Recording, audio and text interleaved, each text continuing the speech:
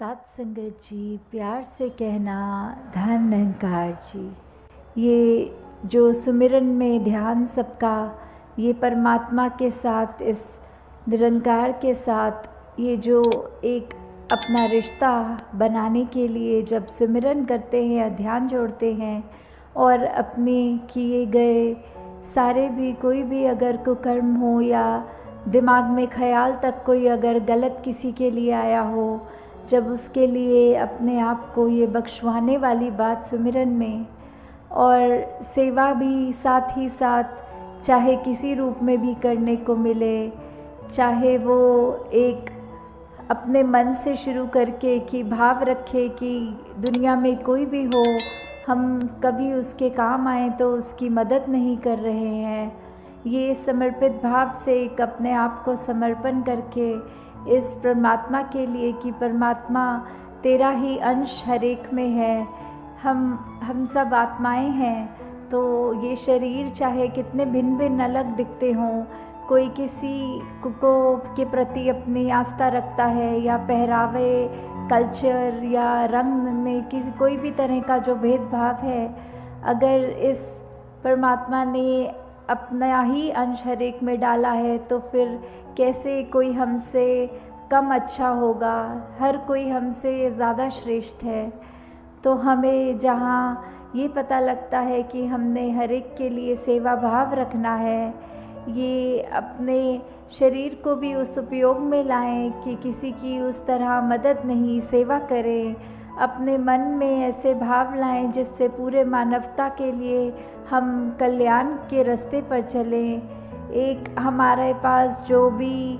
आर्थिक रूप में ये धन है, उसको भी उसी में लगाएं जो परोपकार के लिए ही हो। तो दातार यही कृपा करे कि ये जो मन में हमारे भाव है, ये जो एक हमारी रिस्पॉन्सिबिलिटी है कि एक मनुष्य बन के आए हैं, तो मनुष्य वाले गुण हमारे अंदर हों, प्यार का, नम्रता का, दिल को विशाल करने की बात, एक अपने आप को इस तरह परमात्मा के साथ जोड़कर खुद वो वननेस का प्रतीक बनना है। हर एक के साथ चाहे हम कितने भी स्वभाव रूप में और इंसानों से अलग हों, तो भी एक हार्मनी वाली बात के कैसे हमने एक उस तरह ढल के एक पीसफुली को एग्जिस्ट करके एक दूसरे का सहयोग करके जहाँ अपना जीवन बिताना है। वहीं एक संसार इतना खूबसूरत जो है, हमने अपने दिलों में हर एक के लिए इतनी बड़ी दीवार बना ली है अपने मन में ही कि हम खुद उन दीवारों में बंद कर बैठ गए हैं। हम कैसे फिर एक दुनिया में वो प्रतीक बनेंगे जो एक दूसरे के दिल तक पहुंचने वाली बात होती है, कि कैसे हमारी जिम्मेदारी बन जाती है कि मनों में जो हमने खुद ही दीवारें बनाई हैं एक दूसरे के प्रति, उसको तोड़कर उसकी जगह पुल स्थापित करें ताकि एक दिल से दूसरे दिल तक हमारी बात पहुँचे, ना कि दीवारें बन के हम वो अपने आप को ही एक बंद कर लें। तो जहाँ ये भी बात आती है, साथ में एक समदृष्टि वाला भाव जो संतों का रहता है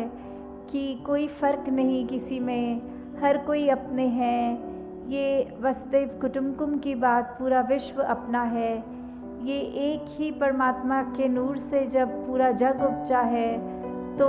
हर एक में वही अपनेपन की बात, हर एक से जब भी हम मिलें ऐसा ही लगे कि हम आईना देख रहे हैं। कैसे ये परमात्मा तो एक है, चाहे हम अपनी आस्था किसी भी धर्म के रूप में, कहीं पे भी मज़हब, जो भी हमारी श्रद्धा है, जैसे भी मानते हैं, तो बात तो वही है कि वाहिद एक ही अल्लाह है, एक ही परम पिता प्रभु परमात्मा निरंकार है। ये एक, इसको जब हम जान लेंगे तो हमारी एक जो अपनी जर्नी है उसको जानने के बाद शुरू होती है। एक भक्ति हमारी ये जानने के बाद कि हम कहाँ से आए हैं, कहाँ को जाना है, जी रहे हैं तो किस में जी रहे हैं, और बाद में अंत होने में कहाँ जाना है।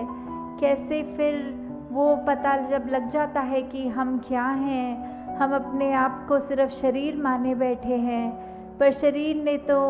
किसी एक दिन ख़त्म हो जाना है, तो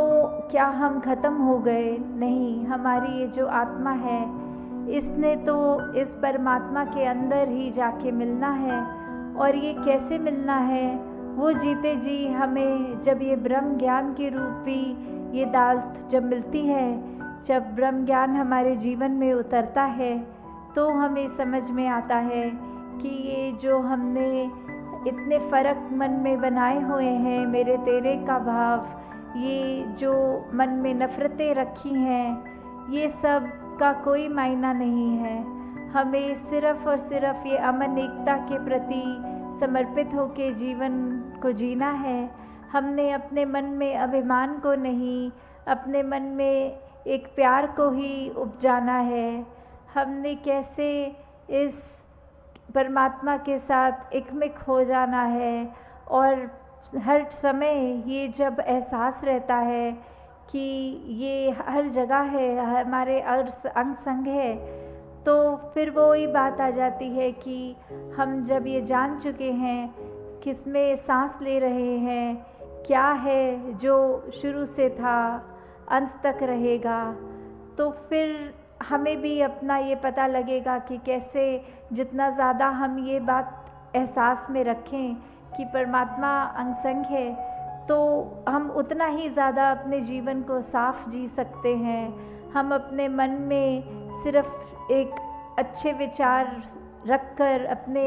दिमाग के ख्यालों को भी वो साफ करने वाली बात, अपने व्यवहार में भी सिर्फ मधुरता, अपने व्यवहार से दूसरों को एक कंफर्ट देना, आराम देने वाली बात, दूसरों के आंसू पोंछने वाली बात, कि कैसे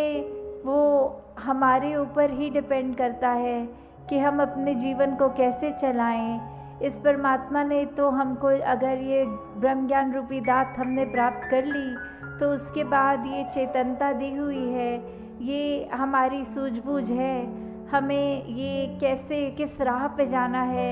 इतनी समझ बख्शी है। तो हम फिर खुद ही अब वो चुनाव की घड़ी है जहाँ हर पल जीवन जीते जीते वो होगी कि क्या हमने ऐसा इंसान बनना है जो अपने लिए तो एक खराब अपना जीवन कर ही रहा है, पर दूसरों को भी सिर्फ उनका सुख चैन छीन कर उनको भी दर्द बांट रहा है, या फिर एक ऐसा व्यक्ति बनना है जो जहाँ खुद तो मन में ये ठंडक, ये परमात्मा का दिया सब कुछ उसका शुक्राना कर रहा है, और साथ ही ये दूसरे के मन में भी जब जब भी कभी किसी से भी संपर्क होए तो उन पे क्या प्रभाव आ रहा है हमसे मिलने के बाद, क्या वो सचमुच ये कह रहे हैं कि ये व्यक्ति जैसा तो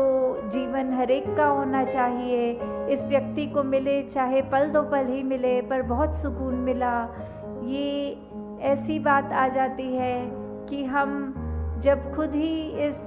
परमात्मा की इबादत में रंगे गए हैं, इसी का रंग हम पर चढ़ गया है, इसके गुण हम अपने मन में डाल लेंगे,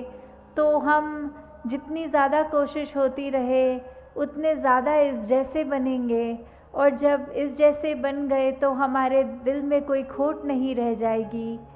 तो दातार कृपा करे कि कैसे हमने अपने जीवन में